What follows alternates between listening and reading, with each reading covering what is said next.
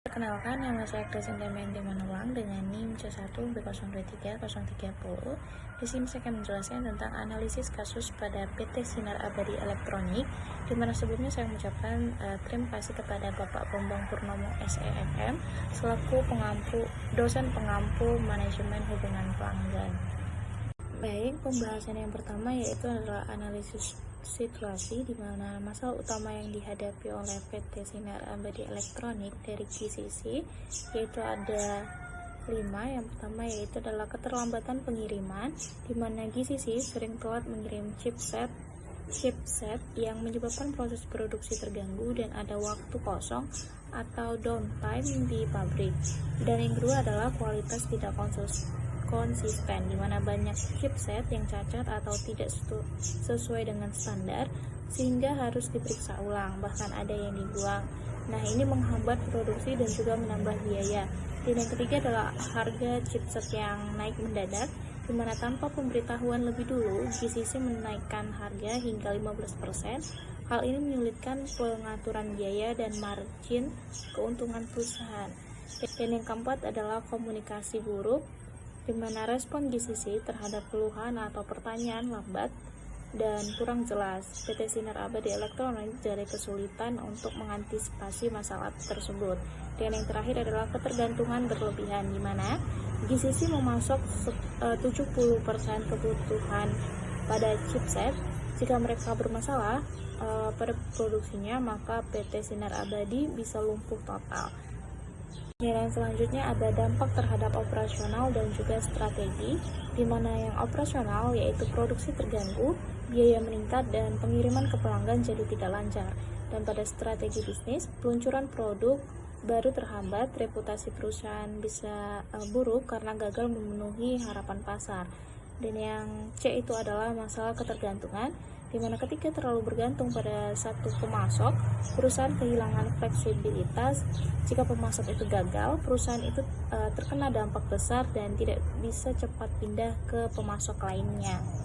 Kedua ada strategi segmentasi pemasok, di mana yang pertama ada klarifikasi GCC. GCC termasuk pemasok strategis dan kritis karena yang pertama yaitu menyediakan komponen vital atau chipset, dan yang kedua adalah volume tinggi sampai dengan 70% pemasok, dan yang terakhir adalah risiko tinggi jika gagal memasok.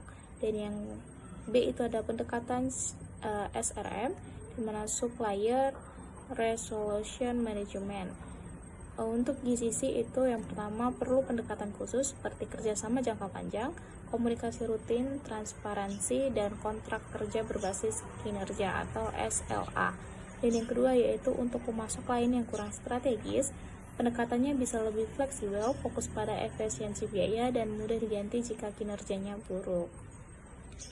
Dan yang ketiga itu ada rekomendasi jangka pendeknya, di mana langkah yang paling cepat yang bisa dilakukan yang pertama adalah mengevaluasi menyeluruh terhadap performa GCC, dan yang kedua yaitu menegosiasi ulang kontrak untuk menjamin pengiriman tepat waktu, kualitas baik, dan juga harga yang stabil. Dan yang terakhir adalah segera cari alternatif pemasok untuk mengurangi resiko. Dan yang kedua itu ada pada komunikasi dan juga transparansi, di mana pertama membentuk tim khusus untuk menangani komunikasi dengan GCC. Kedua adalah sistem digital bersama, misalnya dashboard online, agar informasi pengiriman dan produksi bisa dipantau bersama. Dan yang terakhir yaitu adalah menjadwalkan rapat rutin untuk menyelesaikan masalah dengan cepat. Dan yang C itu adalah 3 metrik penting untuk memantau kinerja GCC, di mana yang pertama itu meningkatkan ketepatan pengiriman atau on time delivery, dan yang kedua adalah tingkatkan produk rusak atau defect rate, yang terakhir adalah kecepatan respon atau respon time terhadap keluhan dan permintaan informasi.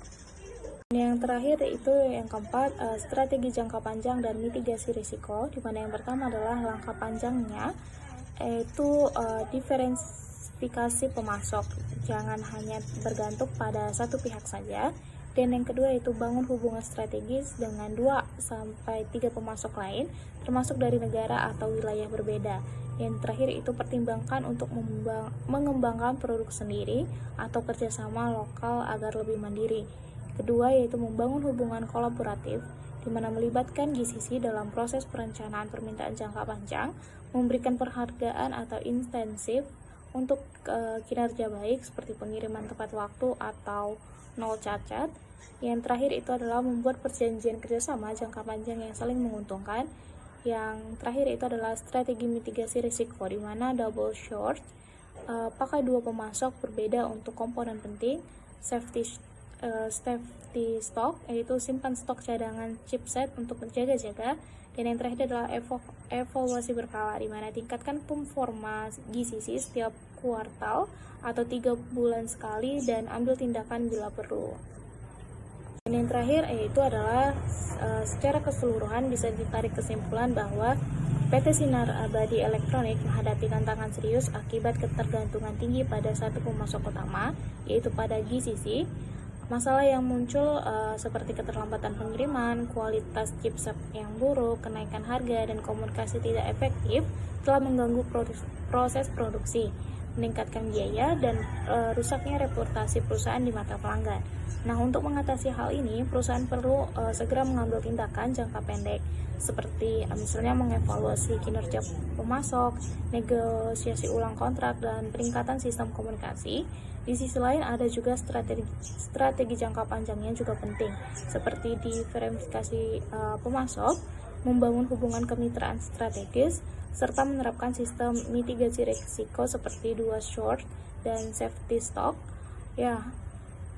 Itu melalui pendekatan manajemen hubungan pemasok (CRM) yang tepat, PT Sinar Abadi Elektronik dapat mengurangi ketergantungan pada satu pemasok dan meningkatkan kestabilan rantai pasok serta menjaga kepercayaan pelanggan dan daya saing perusahaan di pasar.